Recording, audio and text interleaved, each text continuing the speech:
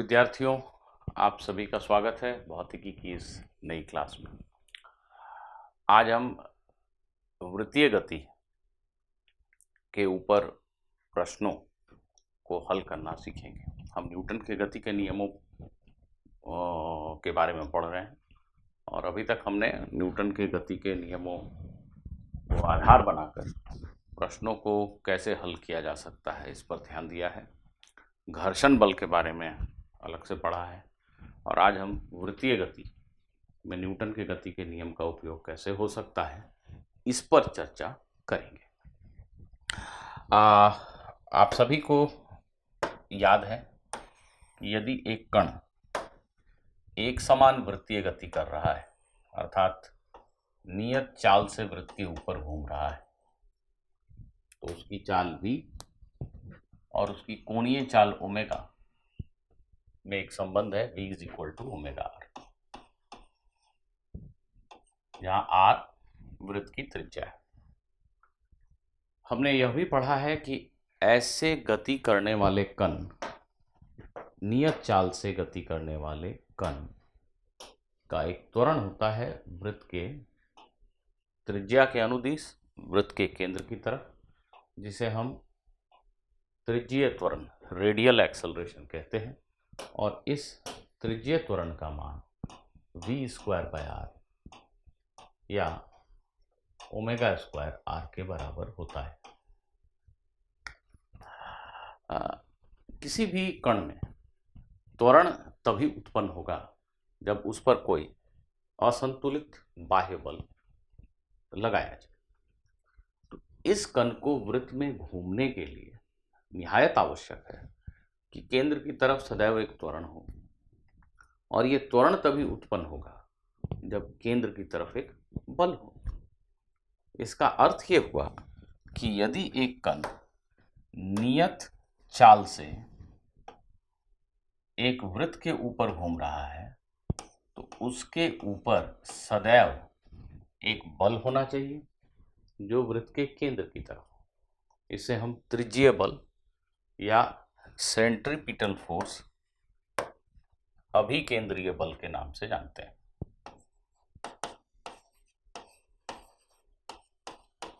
अभिकेंद्रीय बल अर्थात centripetal force, इस बल का मान न्यूटन के गति के द्वितीय नियम पर का उपयोग करते हुए हम लिख सकते हैं। यदि इस कण का द्रव्यमान m है और इसकी त्वरण का मान ar है, तो इस पर लगने वाला कुल बाह्य बल m गुना ar होगा।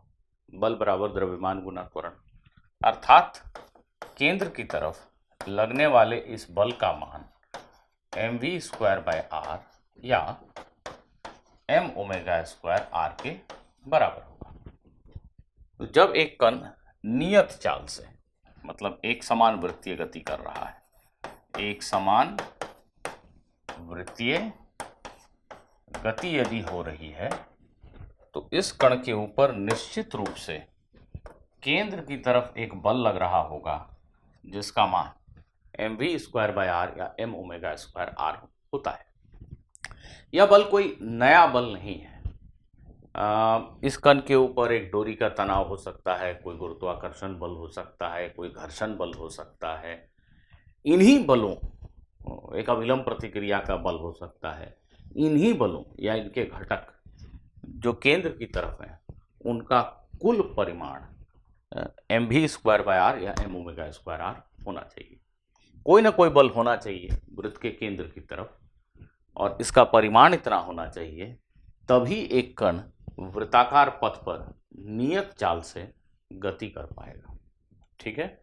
यह बल, अगर हम देसी ठेठ भाषा में बात करें, तो यह बल इस कण के गति की दिशा को लगातार परिवर्तित कर रहा है। वेग के लंबवत यह बल सदैव लगता है, जो इसके गति की दिशा को लगातार परिवर्तित करता रहता है, जिसकी बदौलत यह कण वृत्त के ऊपर घूम पाता है।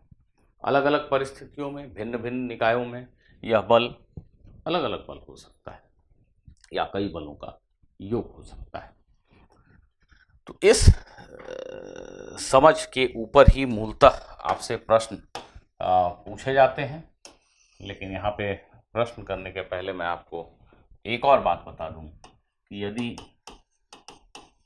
कण असमान वृत्तीय गति कर रहा है,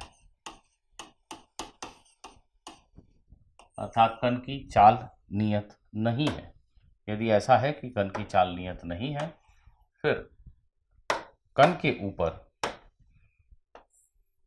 जो बल लग रहा है उसका एक घटक निश्चित रूप से त्रिज्या के अनुदिश केंद्र की तरफ है, पर साथ में एक बल स्पर्श रेखा की दिशा में भी है, टैंजेंट की दिशा में भी है। यदि यह कण एक बदलते हुए चाल के साथ इस वृत्त के ऊपर गति कर रहा है, अर्थात इस कण की चाल मान लो उदाहरण के तौर पे बढ़ रही है, घट भी सकती है, पर मान लो इस कण की चाल बढ़ रही है, तो कण की चाल इस बल के रहने से नहीं बदलेगी। कण की चाल तभी बदलेगी जब स्पर्श रेखा की दिशा अर्थात गति की दिशा में कोई बल हो। ठीक वेग की दिशा में यदि बल है तो वेग को चाल को बढ़ाएगा, और यदि वेग की दिशा के विपरीत बल है तो वो चाल को घटाएगा। तो जब एक कण वृत्त में घूम रहा है और उसकी चाल लगातार बदल रही है, तो ये त्रिज्या के अनुदिश जो बल है, अभिकेंद्रीय बल, ये तो होगा ही, साथ में एक स्पर्श रेखा के दिशा में भी बल होगा, जिसको आप स्पर्श रेखीय बल कह सकते हैं। और यदि कोई आपसे कभी पूछे कि इस कण के ऊपर कुल बल कितना कार्य कर रहा है, तो निश्चित रूप से आपको इस Fr और Ft का सदिश योग बताना पड़ेगा। ये कण के ऊपर लगने वाला कुल बल है। यहाँ हम लिख लेते हैं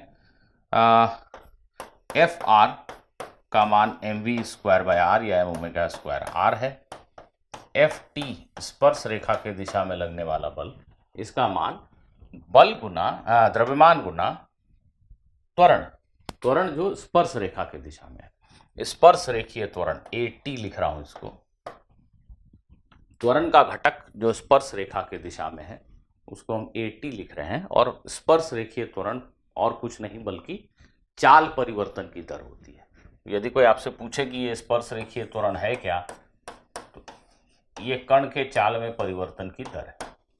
कण की चाल यदि प्रति सेकंड 2 मीटर प्रति सेकंड बढ़ जाती है तो हम कहेंगे स्पर्श रेखीय त्वरण 2 मीटर प्रति सेकंड स्क्वायर ये बराबर है, और स्पर्श रेखा की दिशा में त्वरण गुना द्रव्यमान उस दिशा में लगने वाला बल है। ये तो न्यूटन की गति का नियम है। इस दिशा का त्वरण गुना द्रव्यमान इस दिशा में लगने वाला बल है, तो इस पिंड के ऊपर, इस कण के ऊपर कुल लगने वाला बल Ft और Fr का सदिश योग है। और चूंकि ये दोनों बल लंबवत हैं, Ft और Fr, अतः निश्चित रूप से समझा जा सकता है कि कण पर लगने वाला कुल बल F जो है उसका मान √Fr² प्लस Ft² के बराबर होता है। ये दोनों लंबवत बलों का सदिश योग। तो असमान वृत्तीय गति में वृत्त के केंद्र की तरफ एक बल है और साथ में स्पर्श रेखा की दिशा में भी एक बल होता है। आइए इस ज्ञान को आधार बनाकर हम कुछ सरल से प्रश्नों को देखते हैं, कुछ उदाहरणों को, कुछ प्रश्नों को देखते हैं। कल्पना करो कि एक घर्षण रहित क्षैतिज टेबल के ऊपर, घर्षण रहित क्षैतिज टेबल के ऊपर एक कण रस्सी से बंधा वृत्ताकार पथ में घूम रहा है। अर्थात ये पुस्तक की सतह जो है मान लो घर्षण रहित है, यहाँ एक कील लगा दिया तुमने, एक डोरी को इस कील से बांधा और डोरी के दूसरे सिरे पे एक कण को बांध के आपने उसको एक चाल दे दी। तो कण यहाँ इस प्रकार इस क्षैतिज घर्षण रहित सतह पर वृत्त में घूम रहा है, ऐसा एक पल के लिए मान लो। तो हम कल्पना कर रहे हैं कि कण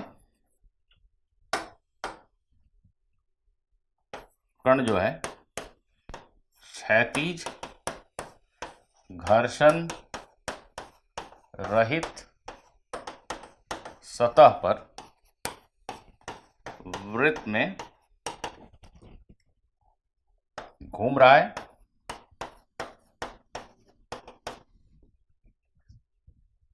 जो डोरी से कण बंधा है यदि कोई पूछे हमसे कि इस डोरी, क्षमा करें 1 मिनट, ये कण एक डोरी से बंधा है, यहाँ कील लगी है, कील में डोरी का एक सिरा है, एम द्रव्यमान का कण भी चाल से घूम रहा है। मान लीजिए डोरी की लंबाई r के बराबर है, तो यह कण वृत्ताकार पथ पर घूम रहा है क्षैतिज सतह के ऊपर, और ये डोरी से बंधा हुआ घूम रहा है। निश्चित रूप से अभिलंब प्रतिक्रिया का बल ऊर्ध्व ऊपर है और कण का जो भार है mg वो नीचे। तो mg और अभिलंब प्रतिक्रिया दोनों एक दूसरे को संतुलित कर देते हैं, क्योंकि कण की कोई ऊर्ध्व गति तो हो नहीं रही है, कण तो क्षैतिज तल में ही घूम रहा है। तो n जो है वो mg के बराबर है, उसको अभी हमने चित्र में नहीं दिखाया। फिर ये कण वृत्त में घूम क्यों रहा है? कोई तो बल चाहिए केंद्र की तरफ। कौन लगा रहा है वो बल? डोरी। डोरी कण को अपनी तरफ ऐसे खींच रही है, ठीक है, डोरी का तनाव बल है। यही तनाव बल mv² r के इक्वल है, और इसी वजह से यह कण वृत्त में घूम पा रहा है। यदि यह डोरी ना हो, या यदि इस डोरी को तुम काट दो, तो क्या ये कण वृत्त में घूमेगा? जी नहीं, ये कण सीधा चलता हुआ यहां चला जाएगा। क्यों वृत्त में घूमेगा? तो कण की एक प्रवृत्ति है, कोशिश है कि वो यहां से यहां चला जाए, परंतु वो एक अवितान्य डोरी से बंधा है, एक ऐसी डोरी से बंधा है जिसकी लंबाई नहीं बढ़ सकती। तो निश्चित रूप से कण यहां तो नहीं पहुंच सकता। यहां पहुंच गया, इसका अर्थ हुआ कि डोरी बहुत लंबी हो गई। तो डोरी रबर बैंड तो है नहीं, वो तो खींचेगी नहीं। तो कण यहां जाना चाहता है, भागना चाहता है, केंद्र से दूर भागना चाहता है, और डोरी से बंधा है तो डोरी उसको निश्चित रूप से खींचेगी केंद्र की तरफ, क्योंकि डोरी तो लंबी हो नहीं सकती। कण को स्वतंत्र छोड़ दिया जाए तो वो इस वृत्त के केंद्र से दूर भागता चला जा रहा है, तो डोरी जो बंधी है वो उसको अपनी तरफ खींच रही है। तो डोरी का जो तनाव बल है वही आवश्यक अभिकेंद्रीय बल प्रदान करने का काम कर रहा है। तो इस उदाहरण में डोरी में जो तनाव है T, वही mv² r या m⍵² के बराबर है कि नहीं? ठीक इसी प्रकार आप सभी जानते हैं कि पृथ्वी लगभग एक वृत्ताकार पथ पर सूर्य के चारों तरफ घूम रही है। क्यों घूम रही है? कौन है जो पृथ्वी को आवश्यक अभिकेंद्रीय बल प्रदान कर रहा है? तो यहाँ केंद्र पर सूर्य है, और ये सूर्य का गुरुत्वाकर्षण बल पृथ्वी को हमेशा एक अभिकेंद्रीय बल देता है। सूर्य पृथ्वी को अपनी तरफ आकर्षित कर रहा है गुरुत्वाकर्षण बल से, और यही बल वहां पर आवश्यक अभिकेंद्रीय बल प्रदान करता है। कोई भी कण, कोई भी पिंड वृत्त में नियत चाल से तभी घूम पाएगा जब उस पर सदैव केंद्र की तरफ एक बल लगता हो। इस उदाहरण में डोरी वह कारक है जो इस कण के ऊपर केंद्र की तरफ लगातार एक बल लगा रही है कि नहीं?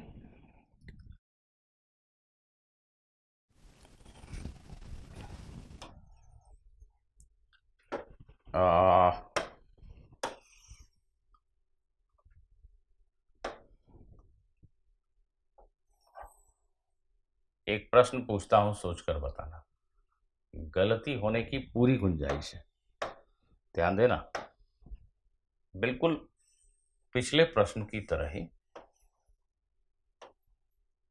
इस बार दो कण क्षैतिज घर्षण रहित टेबल के ऊपर घूम रहे हैं। ऐसे देखिए, ये ओ बिंदु, ओ पे कील लगा है, यहां से एक रस्सी बंधी है, इस रस्सी से m द्रव्यमान का ये कण बंधा है, फिर एक और रस्सी इस कण से बंधी है, और इस रस्सी से एक और m द्रव्यमान का केंद्र कण बंधा है। ठीक है, कैसे? ये कील, एक रस्सी से एक कण बंधा है यहां पे ये, और फिर इस कण से एक और रस्सी बंधी है जिसके दूसरे सिरे पे एक दूसरा कण बंधा हुआ है, और ये एक क्षैतिज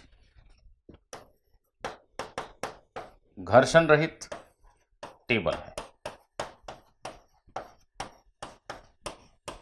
इस क्षैतिज घर्षण रहित सतह के ऊपर ये दोनों कण कोणीय चाल ओमेगा से, नियत कोणीय चाल ओमेगा से ऐसे वृत्तीय गति कर रहे हैं, मतलब ऐसे घूम रहे हैं, है कि नहीं? ऐसे घूम रहे हैं। ये बिंदु O है, यहाँ से एक रस्सी के बाद एक कण बंधा है यहाँ पे, और यहाँ पे दूसरा कण बंधा है, और ये दोनों ऐसे ओमेगा कोणीय चाल से घूम रहे हैं। हंसते क्यों हो भाई? इस डोरी और इस डोरी दोनों में तनाव का मान आपको बताना है। आपको बताना है T1 T2 का मान क्या होगा। गलती मत कीजिए, वीडियो को रोक के थोड़ा सोचिए और सही उत्तर देने का प्रयास कीजिए। हाँ, एक चीज मैं बताना भूल गया, क्षमा चाहूंगा। इन दोनों डोरियों की लंबाई r के बराबर है। दोनों डोरियों की लंबाई r के बराबर है। आपको बताना है कि दोनों डोरियों में तनाव कितना है। T1 और T2 क्या है? T1 और T2 का मान बताइए। वीडियो रोक दीजिए।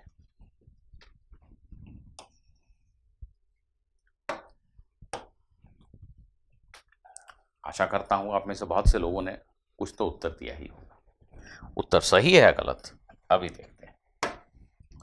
सर्वप्रथम मैं इस कण के वृत्तीय गति का अध्ययन करता हूं। मैं देखता हूं कि इस कण के ऊपर वृत्त के केंद्र की दिशा में सिर्फ एक ही बल है, वो है T2। यह डोरी जो तनाव लगा रही है इस कण के ऊपर, एकमात्र यह बल है जो इस कण को वृत्त के केंद्र की तरफ एक बल प्रदान करता है, और तो कोई बल है नहीं जो वृत्त के केंद्र की तरफ हो।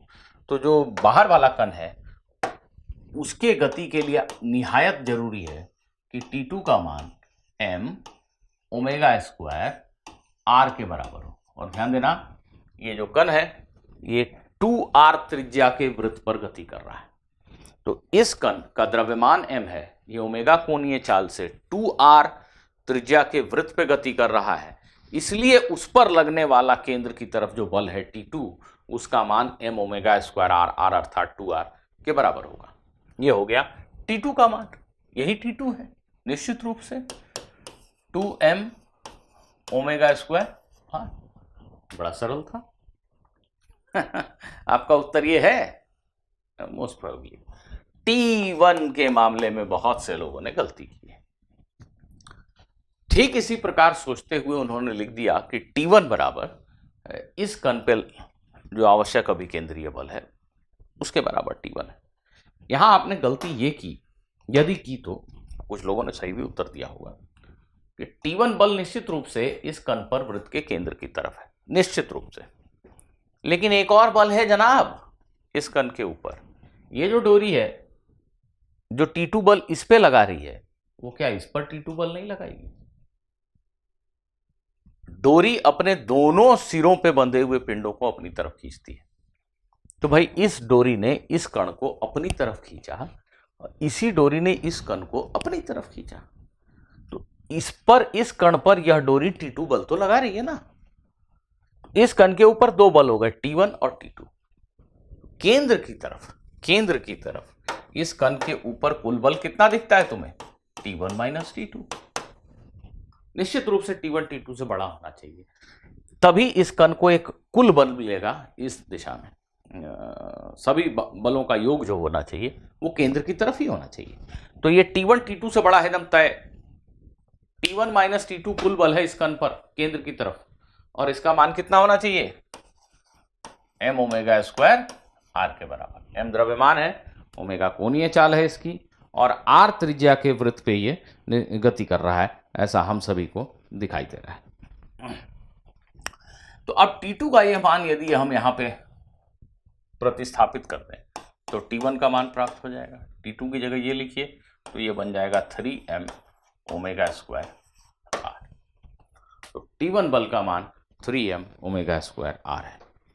तो आप में से कई लोगों ने T2 को यहाँ नहीं लिखा होगा और यह गलती की होगी। तो ध्यान रखना है, न्यूटन के गति के नियमों का उपयोग करते समय आप किसी भी पिंड पर लगने वाले सभी बलों को ध्यानपूर्वक दर्शाइए। कोई भी बल यदि छूट गया तो फिर प्रश्न तो सीधा सीधा गलत ही हो जाएगा ना, उत्तर गलत हो जाएगा, आपका प्रश्न तो सही है। चलिए आइए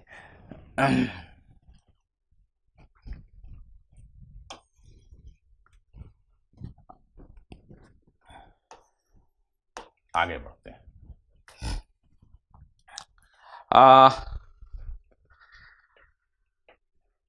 विद्यार्थियों, एक सरल लोलक की कल्पना करो। सिंपल पेंडुलम है ना।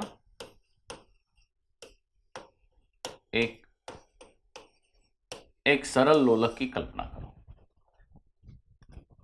लोलक अर्थात ये डोरी छत से बंधी है मान लो, और ये एक छोटा कण जिसका द्रव्यमान m है, यह डोरी के दूसरे सिरे से बंधा है, और यह लोलक यहां पर कुछ इस प्रकार की गति कर रहा है, वैसे चल रहा है। ठीक, इस डोरी की लंबाई l है, कण का द्रव्यमान m। कण जब अपने इस वृत्ताकार पथ के सबसे नीचे वाले बिंदु पे है, अर्थात जब डोरी ऊर्ध्व है, कण जब यहां पे है वृत्ताकार पथ के सबसे निचले बिंदु पर, इस क्षण पर इस कण की चाल मान लो u है। इस क्षण पर इस कण की चाल u है। बताओ इस वक्त इस डोरी में तनाव कितना है। आपको बताना है कि इस वक्त इस डोरी में तनाव कितना है, और सभी विद्यार्थीगण तुरंत प्रभाव से अपने वीडियो को रोक देंगे और इस प्रश्न को हल करने की पूरी कोशिश करेंगे। बताइए।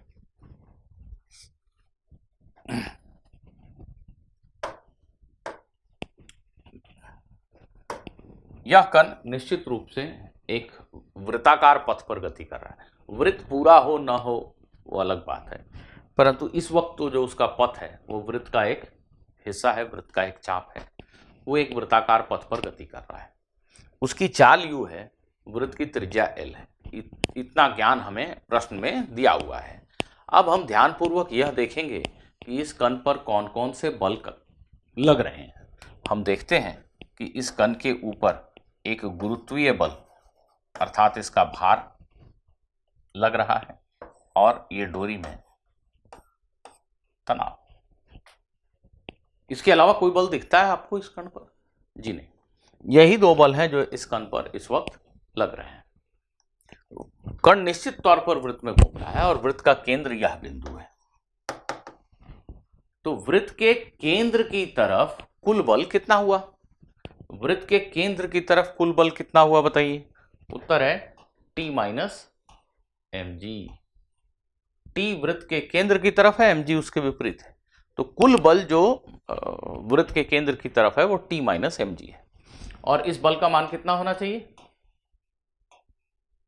ये तो कंफर्म है कि यह कण इस समय वृत्त पे घूम रहा है, तो इस बल का मान है v square by r. v की जगह यहाँ u दिया हुआ है प्रश्न में, तो T निकल आया ना भाई। T कितना हुआ? mg plus mu square by l। ध्यान दीजिए, तनाव बल का मान mg से ज्यादा है।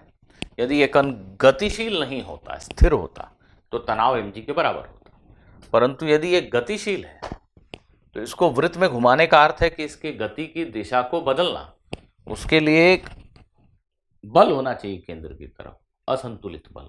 वो बल तभी पैदा होगा जब T जो है वो mg से बड़ा होगा। तो T mg से बड़ा है। अगर डोरी तनाव न लगाए, बड़ा तनाव न लगाए, तो यह कण बेचारा तो यहाँ से यहाँ जाना चाहता है, वो से दूर चला जाएगा। ये तो संभव नहीं है क्योंकि वो तो रस्सी से बंध रहा है। इसका अर्थ ये होगा रस्सी उसको जोर से खींचेगी। तो डोरी का ये तनाव mg से बड़ा है, जिससे कि कुल बल O की तरफ हो जाए और कण वृत्त के ऊपर घूम सके। आइए इसी प्रश्न में अब आप कल्पना कीजिए कि यह कण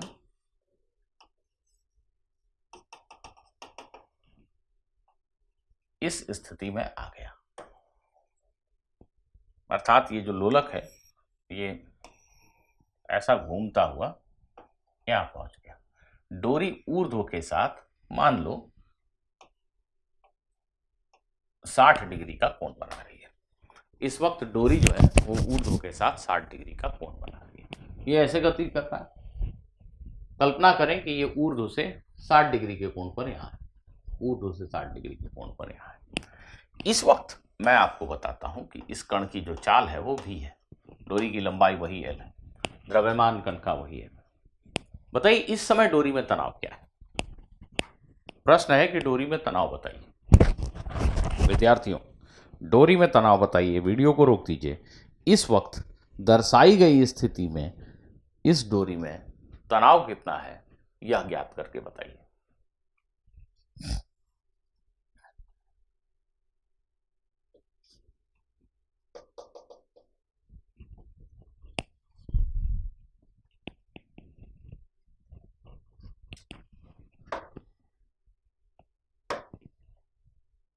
इस परिस्थिति में इस पिंड के ऊपर अभी भी दो ही बल लग रहे हैं, एक mg और एक डोरी का तनाव।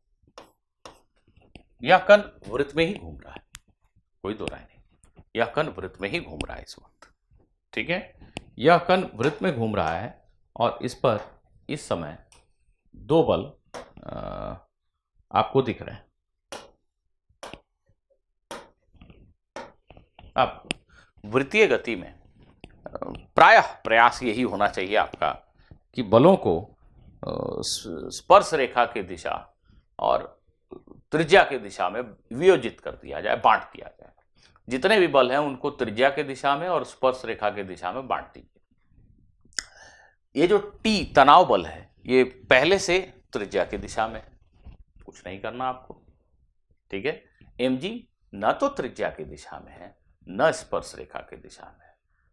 इस बल को हमें दो घटकों में वियोजित कर देना चाहिए। आइए हम mg के दो घटक कर देते हैं। एक वृत्त के त्रिज्या के अनुदिश अर्थात रस्सी की लंबाई के अनुदिश, और एक घटक स्पर्श रेखा के दिशा। तो सभी समझ जाएंगे बहुत आसानी से। यह ऊर्ध्व रेखा और यह भी ऊर्ध्व रेखा, दोनों समानांतर है, और यह एक तिर्यक रेखा है कि नहीं? तो यह कोण 60 डिग्री का हुआ, तो यह कोण भी 60 डिग्री का हुआ, संगत कोण है ना, करस्पॉन्डिंग एंगल।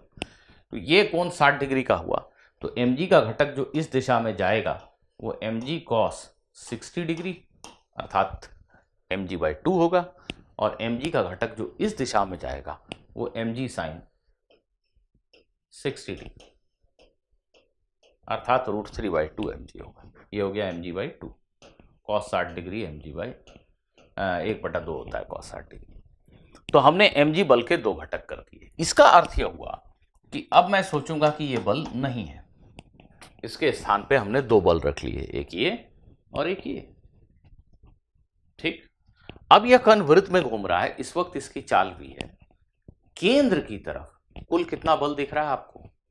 वृत्त के केंद्र की तरफ कण के ऊपर कुल कितना बल लग रहा है मुझे ध्यानपूर्वक देखकर बताइए।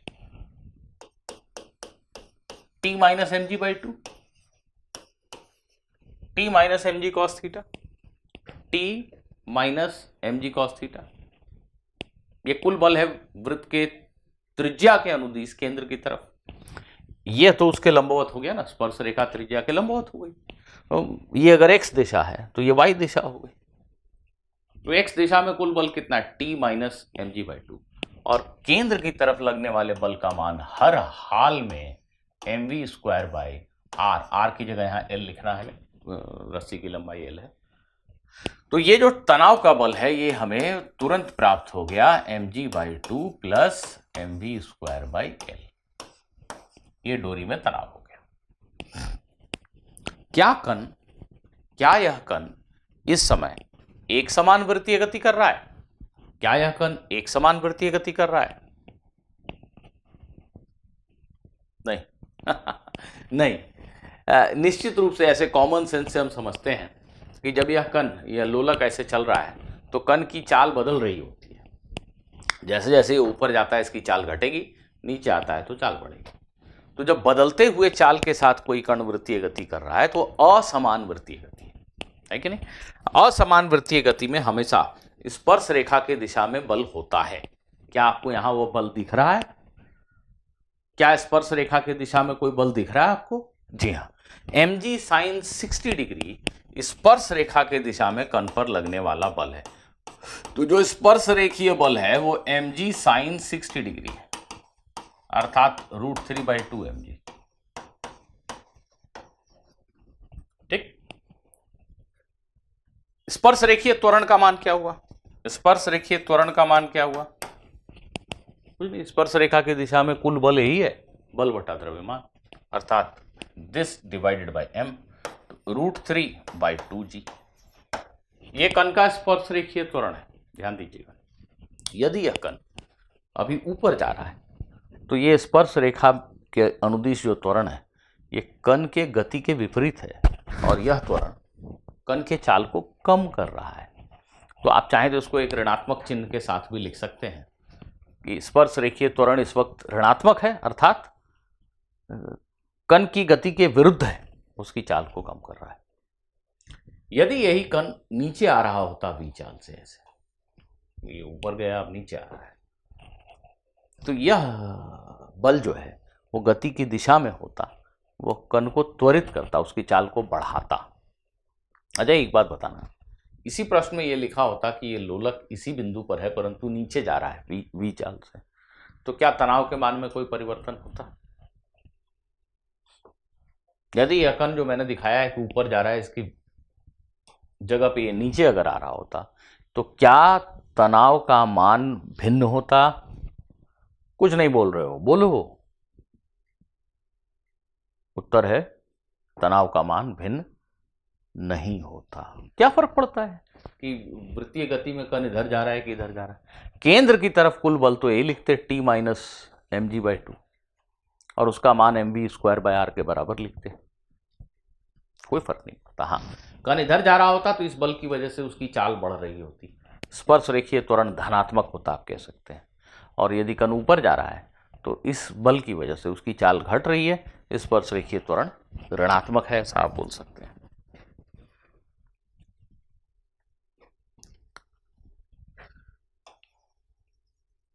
ठीक, आइए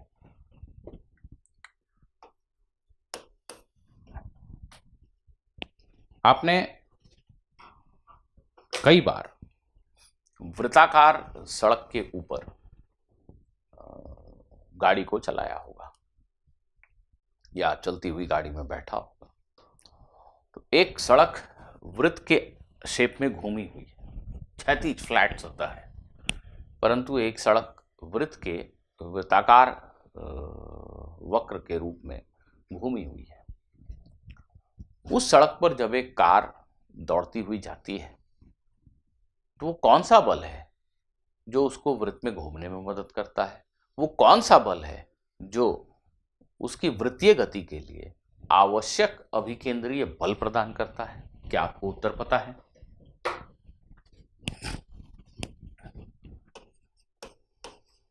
बहुतों को पता है।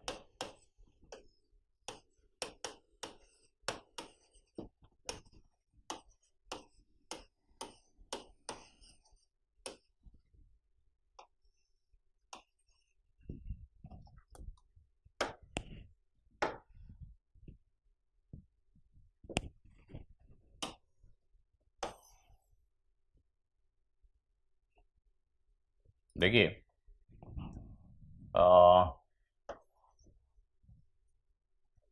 मान लो 1 मिनट के लिए कि एक रेसिंग ट्रैक है, इस पे रेस हो रही है, कई गाड़ियां दौड़ रही हैं, तो ये जो है ये सड़क है हमारी, है ना, ये सड़क है, और यहाँ पे आपकी बढ़िया अच्छी कार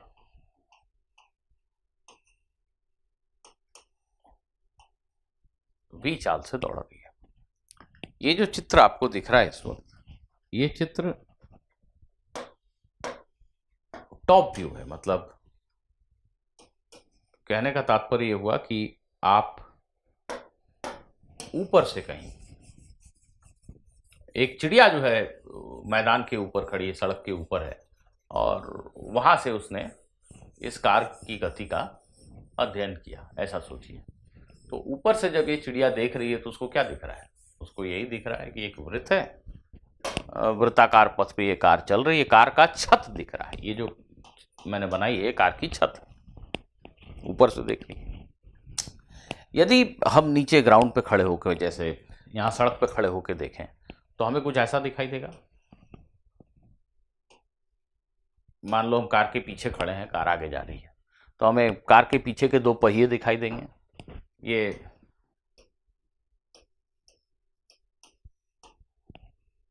कार की बैकलाइट ऐसे दिखाई देगी, ये पीछे की दो लाइट्स दिखाई दे रही हैं हमें, और ये कार कहाँ जा रही है?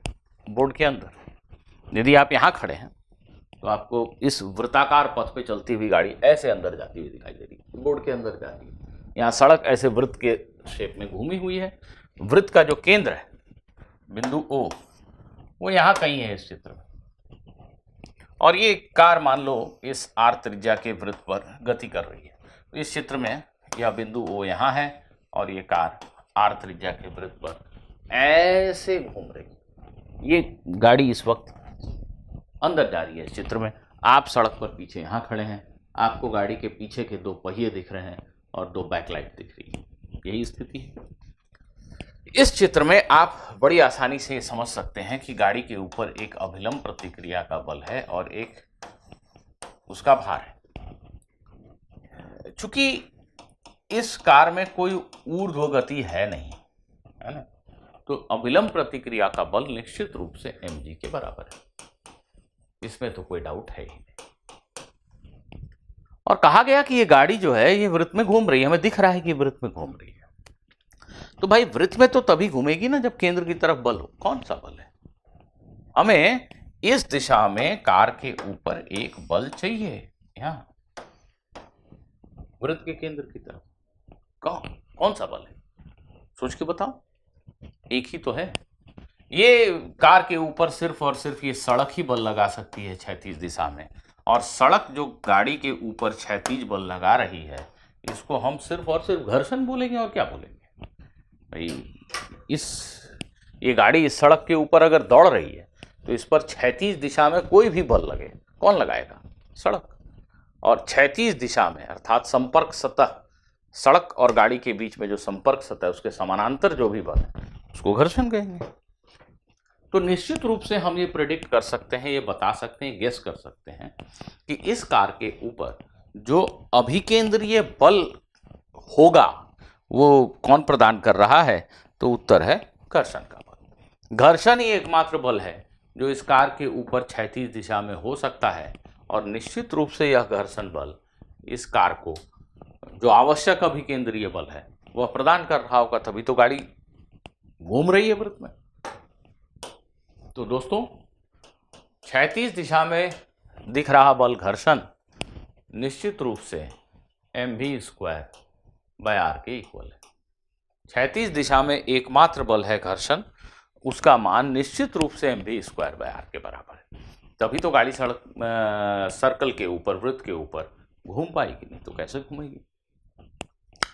अब देखो, मान लो तुमने अपनी गाड़ी की चाल बढ़ाई, ठीक है, आपकी स्पीड बढ़ी, तो स्पीड बढ़ने से ये जो अभिकेंद्रीय बल की मांग है वो बढ़ गई। मांग बढ़ गई मतलब इस गाड़ी को अब वृत्त में रहने के लिए ज्यादा बड़ा बल चाहिए केंद्र की तरफ। v जितना बड़ा होगा उतना बड़ा बल चाहिए। तो घर्षण तो आप सभी जानते हैं कि एक सेल्फ एडजस्टिंग फोर्स है, स्वयं को एडजस्ट कर लेता आवश्यकता अनुरूप। तो घर्षण बल बढ़ गया। यदि आपने अपनी चाल बढ़ाई तो आपको वृत्त में घूमने के लिए ज्यादा बड़ा बल चाहिए, ठीक है, घर्षण बल अपना मान बढ़ा लेगा और आप वृत्त में घूमेंगे। आपने चाल और बढ़ाई, घर्षण ने अपने मान को और बढ़ा लिया। घर्षण ही तो आपका दोस्त हुआ वो आपको वृत्त में घुमाने के लिए अपना मान बढ़ाता जा रहा है। आपने चाल और बढ़ाई, अरे भाई, घर्षण के बढ़ने की एक सीमा होती है ना। आप चाल बढ़ाते चले जाओगे अंधाधुंध तो घर्षण बल एक निश्चित मान के बाद नहीं बढ़ पाएगा। आपने चाल खूब बढ़ा दी पर घर्षण बल एक निश्चित मान के ऊपर नहीं जा पाएगा। आपने चाल इतनी बढ़ा दी, मान लो इस बल का मान होना, इसका मान होना चाहिए 2000 न्यूटन। आप की ख्वाहिश है कि कोई 2000 न्यूटन का बल मेरी गाड़ी पे इधर लगा दे और मैं इस सड़क पे घूम जाऊं। आपकी चाल बहुत बड़ी है। और घर्षण बेचारा मान लो 1900 न्यूटन से ज़्यादा ऊपर हो ही नहीं सकता, फिर क्या होगा। घर्षण अपनी पूरी ताकत लगा दे तो भी आपको जो आवश्यक बल है वो नहीं प्रदान कर पाएगा। और घर्षण जब आपको आपके लिए आवश्यक बल प्रदान नहीं कर पाएगा तो आप वृत्त में नहीं घूम पाओगे। सड़क तो वृत्ताकार है, आप वृत्त में नहीं घूम पाओगे। सड़क तो वृत्ताकार है पर आपकी गाड़ी वृत्त में नहीं घूमेगी तो कहां घूमेगी? कहां घूमेगी? अरे सड़क के बाहर। ये भगवान, मतलब एक्सीडेंट। सड़क के बाहर चले जाओगे आप। आपको इस वृत्त में घुमाने के लिए जो आवश्यक बल है वह बल प्रदान करने वाला कोई है ही नहीं। तो आप चाहकर भी, आप चाहे स्टीयरिंग जितना घुमा लो उससे कोई फर्क नहीं पड़ने वाला। स्टीयरिंग जो तुम घुमा रहे हो वो सब आंतरिक बल है। तुम्हें बाहर से बल चाहिए तुम्हारी गाड़ी को, बाहर से। और बाहर से कौन बल प्रदान कर रहा था? घर्षण। घर्षण बेचारा 1900 न्यूटन के ऊपर जा नहीं पाया और तुम इतनी बड़ी चाल में जा रहे हो कि तुम्हें घुमाने के लिए 2000 न्यूटन का बल चाहिए। घर्षण नहीं कुछ कर पाएगा। तुम सड़क के बाहर चले जाओगे, तुम वृत्त के बाहर चले जाओगे। तो घर्षण एक सीमा तक ही आपकी मदद कर सकता है। तो चलिए सोचकर बताइए कि आपकी अधिकतम चाल क्या होनी चाहिए जिससे कि आप इस वृत्त के ऊपर घूम जाएं। अधिकतम चाल जिससे आप इस वृत्त के ऊपर घूम जाएं वो क्या हो सकती है?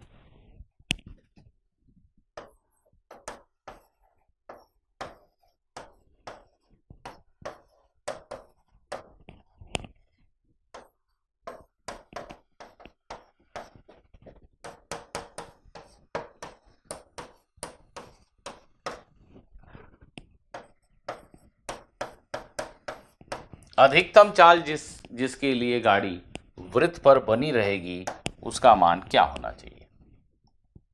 शायद आप में से कुछ लोगों ने उत्तर दे दिया होगा। ये जो घर्षण है इसका चरम मान, इसका अधिकतम मान म्यू इंटू एन अर्थात म्यू एम जी के बराबर होगा। म्यू गुना एन। एन कितना है? M g. इससे बड़ा घर्षण नहीं हो सकता। तो आप अपनी चाल को तभी तक बढ़ाओ ना भाई जब तक कि घर्षण आपको घुमा दे। ये अधिकतम चाल हो गई। इससे ज्यादा चाल अगर करोगे तो तुम्हें बड़ा बल चाहिए, घर्षण नहीं दे पाएगा। घर्षण अपने चरम मान पे पहुंच चुका है। इससे ज्यादा चाल पे गाड़ी मत दौड़ाओ, नहीं तो घर्षण आपकी मदद नहीं कर पाएगा। यहां से हमें वी मैक्स प्राप्त हुआ।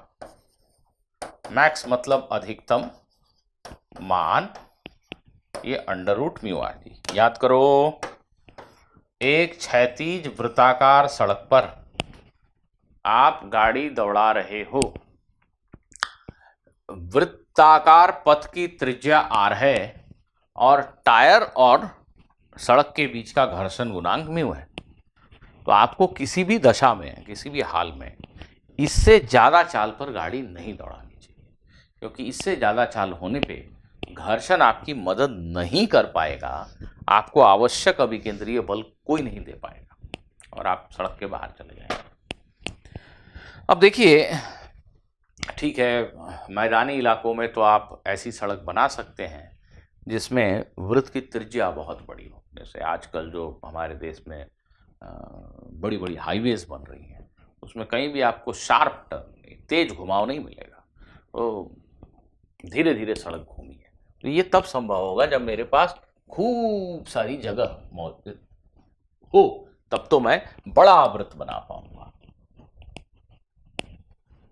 जब बड़ा वृत्त बनाऊंगा, त्रिज्या आर बड़ी होगी, तो आप ज्यादा चाल में चल सकते हो, सुरक्षित हो। परंतु पहाड़ों के ऊपर, वहां तो जगह आप चाहकर भी बढ़ा नहीं सकते। इस पहाड़ के ऊपर आपको अगर सड़क बनानी है ऊपर चढ़ने के लिए, तो आप इससे ज्यादा जगह तो नहीं पा सकते ना। सड़क को तो आपको ऐसे ही बनानी पड़ेगी, जगह नहीं। आपकी वृत्त की त्रिज्या आपकी इच्छा से बढ़ाई नहीं जा सकती। तो वृत्त की त्रिज्या छोटी है ऐसे पहाड़ी स्थानों पे, तो आपकी जो अधिकतम चाल है वो छोटी है। अब बहुत स्पीड में गाड़ी चलाओगे तो सड़क के बाहर चले जाओगे। ऐसी जगह पे जहाँ वृत्त की त्रिज्या छोटी है, अधिकतम चाल जो आपको करनी चाहिए अपनी गाड़ी की वो बहुत छोटी है, और ऐसी परिस्थिति में बहुत तेज वर्षा हो गई, किसी ट्रक का इंजन खराब हो गया, उसका सारा तेल बह गया सड़क पे, तो इन सब कारकों की वजह से घर्षण गुणांक का मान भी बहुत घट सकता है। बारिश हो गई, तेल बह गया, इन कारणों से म्यू का मान बहुत घट सकता है। तो म्यू भी कम और आर भी कम, तब तो आपकी सुरक्षित चाल बहुत ही कम हो गई। आप तनिक भी ज़्यादा स्पीड में जाओगे तो सड़क के बाहर चले जाओगे, मतलब बहुत खतरनाक सड़क हो गई है, हो गई ना। तो ऐसी सड़कों पर कौन भला जाना चाहेगा और घर्षण पर हमारी निर्भरता घातक हो सकती है। इन परिस्थितियों को समझते हुए सिविल इंजीनियर्स ने कमाल का तरीका सोचा। उन्होंने सोचा कि सिर्फ घर्षण पर निर्भर होना, इस वृत्ताकार सड़क को निगोशिएट करने के लिए सिर्फ घर्षण पर हमारी निर्भरता कभी भी घातक हो सकती है। तो हम कुछ दूसरा उपाय लगाएं जिससे हम सिर्फ घर्षण पर निर्भर न करें।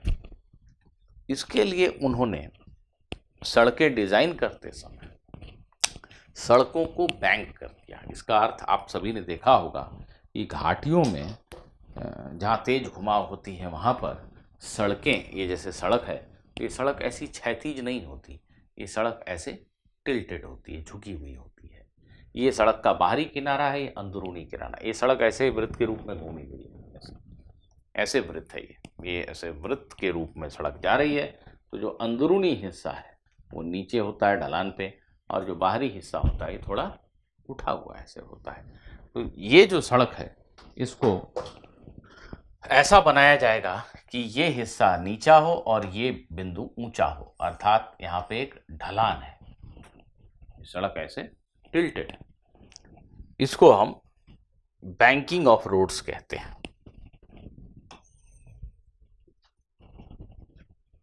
इसको हम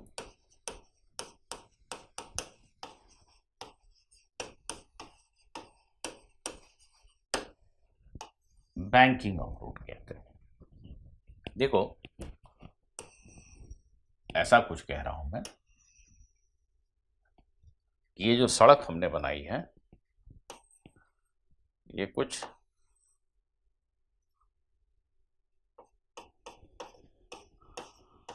ऐसी है।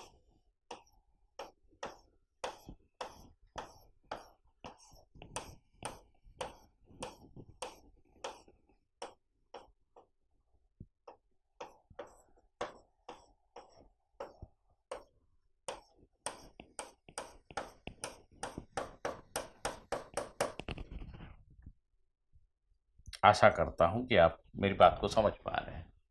ये जो सड़क है इसका बाहरी किनारा उठा हुआ है और ये अंदर का हिस्सा दबा हुआ, ऐसे सड़क ये एक वृत्त के रूप में घूमी हुई है। ये वृत्त का केंद्र कहीं यहां पर है और ये आपकी गाड़ी ऐसे जा रही है। इसको यदि हम सड़क पे, ये टॉप व्यू हो गया, ऊपर का व्यू हो गया, और यदि हम इसको ऐसा बना दूं तो शायद और समझ में आ जाए। मैं गंदा ना कर दूं, मुझे डर लग रहा है। ठीक है, अब इसका मैं अगर ग्राउंड व्यू बनाऊं, मतलब आप गाड़ी के पीछे से यहां से खड़े होकर अगर देख रहे हैं तो आपको ऐसा दिखाई देगा।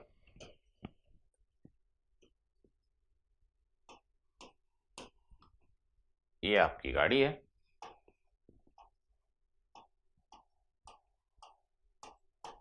ध्यान दीजिएगा, ये गाड़ी के टेल लाइट्स हैं। कुछ लोग अभी समझ रहे हैं ऐसा कि ये गाड़ी ऐसे जा रही है, नहीं नहीं, गाड़ी अंदर जा रही है, बोर्ड के अंदर। ये सड़क ऐसे घूमी हुई है ना। ये ऐसे दिखा देता हूं, यहाँ पे ये ए, ये बी, ये बिंदु ए और ये बिंदु बी। इस सड़क को ऐसा काट दें यहाँ से ए बी पे तो हमें ऐसा दिखेगी, क्षैतिज से ये सड़क ऐसे टिल्टेड है, बी ऊंचा स्थान है ए की तुलना में, और बिंदु ओ जो है वो ऑफ कोर्स इस तरह यहाँ पे कहीं है। तो इस सड़क को ऐसा झुकाने का फायदा क्या?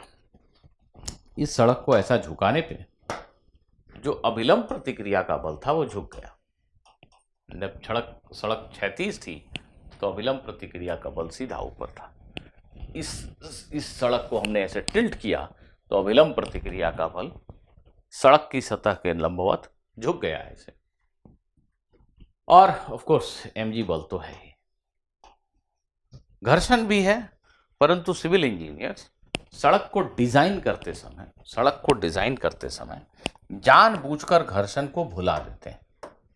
वो भुला देते हैं मतलब ये मान के चलते हैं कि चलो हम अपनी सड़क ऐसे बनाएंगे कि घर्षण न हुआ तो भी मेरी गाड़ी अच्छी स्पीड में घूम जाए।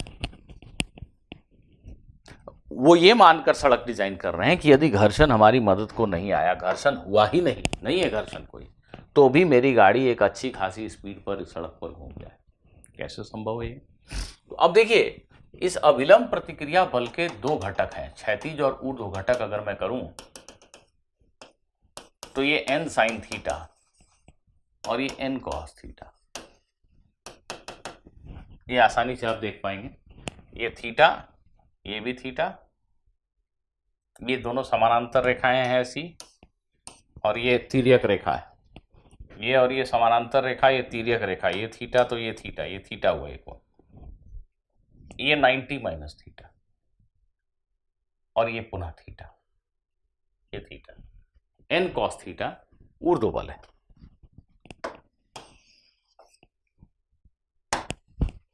जो निश्चित रूप से mg को संतुलित कर देगा, क्योंकि गाड़ी की ऊर्ध्व दिशा में तो कोई गति है नहीं। तो हम यहाँ समीकरण लिखते समय लिख सकते हैं, ऐसा लिख देता हूं कि जो n cos थीटा है वो mg के बराबर है। पहली बात, हम ये मान के चल रहे हैं कि घर्षण हमारी मदद को आएगा ही नहीं। अब n sin थीटा क्षैतिज बल है जो वृत्त के केंद्र की तरफ है, O की तरफ है, इस तरफ है। ये n sin थीटा का बल इधर लग रहा है। यह बल आवश्यक अभिकेंद्रीय बल प्रदान करेगा, अर्थात n sin थीटा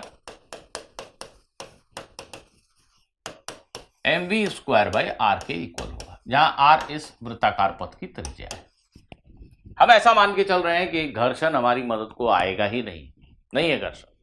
हम अपनी सड़क ये सोचकर बना रहे हैं कि सिर्फ n sin थीटा हमें आवश्यक अभिकेंद्रीय बल प्रदान कर देगा।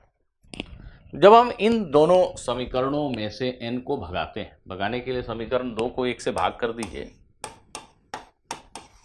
भाग करने का मतलब n sin थीटा को n cos थीटा से भाग दीजिए। n और n कैंसिल हो गया, sin theta by cos theta tan theta आ गया, और इसको इससे भाग कीजिए, mv स्क्वायर बाय r को mg से भाग कीजिए, तो ये v स्क्वायर बाय rg आ गया।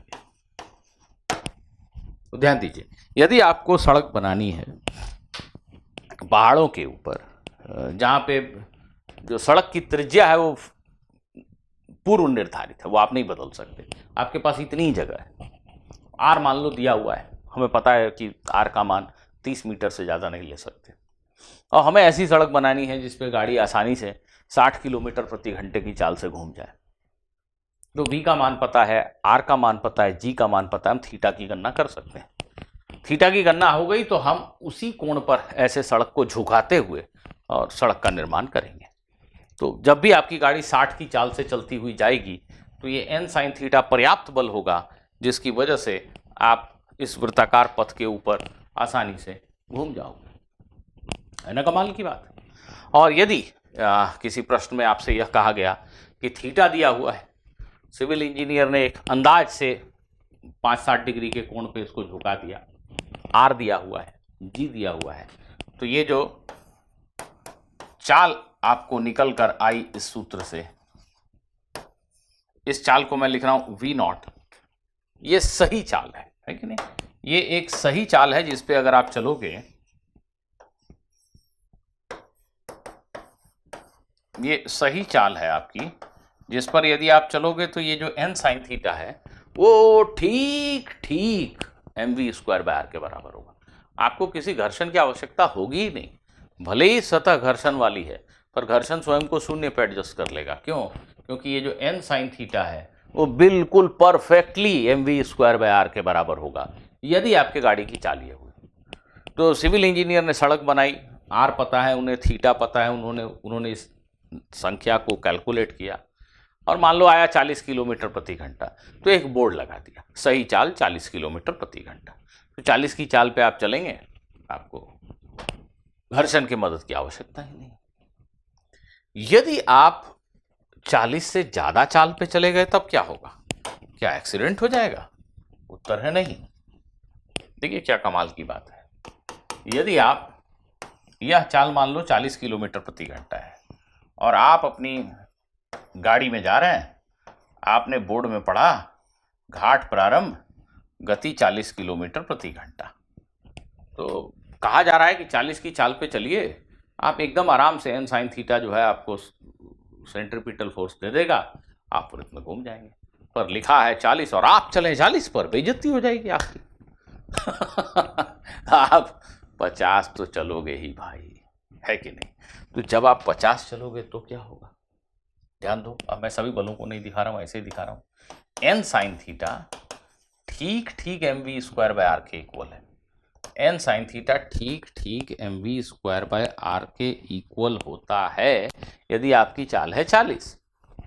आप उससे ज्यादा चाल पे चलोगे तो आपको इधर ज्यादा बल चाहिए और वो n sin थीटा प्रदान नहीं कर सकता। n sin थीटा बढ़ थोड़ी सकता है। अब होगा क्या? ऐसी स्थिति में और अगर कोई आपकी मदद न करे तो आप निश्चित रूप से वृत्ताकार पथ पर नहीं घूम पाओगे, सड़क के बाहर चले जाओगे। परंतु आपकी चाल ज्यादा है, n sin थीटा अपर्याप्त है, आप सड़क के बाहर फिसल के जाना चाहते हो, घर्षण आपकी मदद को आ जाएगा। आप सड़क के ऊपर रगड़ खाते हुए बाहर निकल जाना चाहते हो, ऐसा कुछ, ऐसा ये आपकी गाड़ी ऐसे जा रही है, सामान्य चाल √RG tan थीटा पे जा रही है, तो n sin थीटा बिल्कुल ठीक है। ज़्यादा चाल पे जा रही है तो n sin थीटा कम पड़ गया। अब ये गाड़ी बाहर जाना चाहती है और ये जो बाहर जाने की इसकी चेष्टा होगी, ये सड़क को रगड़ करके बाहर जाना चाहती है, ये घर्षण को पसंद नहीं आएगा। घर्षण का बल अंदर की तरफ हो जाएगा। यदि आपकी चाल, यह प्रश्न आ सकता है, ध्यान देंगे, यदि आपकी चाल इस सही चाल से ज़्यादा है तो घर्षण बल की दिशा क्या होगी? तो घर्षण का बल इस दिशा में होगा, अंदर की तरफ, वृत्त का केंद्र इधर है, जिससे इसका एक घटक n sin थीटा की मदद करेगा। तो अब कुल बल जो इस दिशा में होगा वो n sin थीटा प्लस घर्षण का घटक है कि नहीं? और मोटा मोटी कोई ये जो झुकाव है सड़क का, ये कोई बहुत बड़ा कोण तो होता नहीं है, 5-10 डिग्री होगा भाई, तो लगभग पूरा का पूरा घर्षण बल इधर ही है, ये कोण बहुत छोटा है, लगभग पूरा का पूरा घर्षण आपकी मदद को आ जाएगा और आपको फिसलने नहीं देगा। तो वो जो चाल लिखी है गति सीमा, उससे थोड़ा बहुत अगर आप ऊपर भी चले गए तो भी घर्षण आपको बचा लेगा। है ना कमाल की बात? घर्षण, जिससे मुझे लगता है कि बहुत से लोग बड़ा नफरत करते हैं कि घर्षण गड़बड़ करता है। अरे घर्षण ना हो तो हम जिएंगे कैसे? घर्षण ना हो तो हम चलेंगे कैसे? हम गाड़ी कैसे चलाएंगे? सोचने वाली बात है। गाड़ी का घूमना, चलना, सब कुछ घर्षण पर ही तो निर्भर है। तो घर्षण तो हमारा मददगार लग रहा है हमें। ठीक है, तो आप सोचिए, फ्रिक्शन अंग्रेजी में कहते हैं friction is a necessary evil. Friction, घर्षण जो है वो एक आवश्यक शैतान है। उससे आप मुक्ति पा लें तो कई मशीनों में आपकी ऊर्जा बच जाएगी, परंतु उसको हर जगह से हटा दिया जाए तो हम जी भी नहीं पाएंगे, ये भी एक सच्चाई है। तो विद्यार्थियों, आज की क्लास में इतना ही। अगली क्लास में हम इसी चर्चा को और आगे बढ़ाएंगे। वृत्तीय गति में न्यूटन के गति के नियमों के उपयोग पर कुछ और प्रश्न हल करेंगे।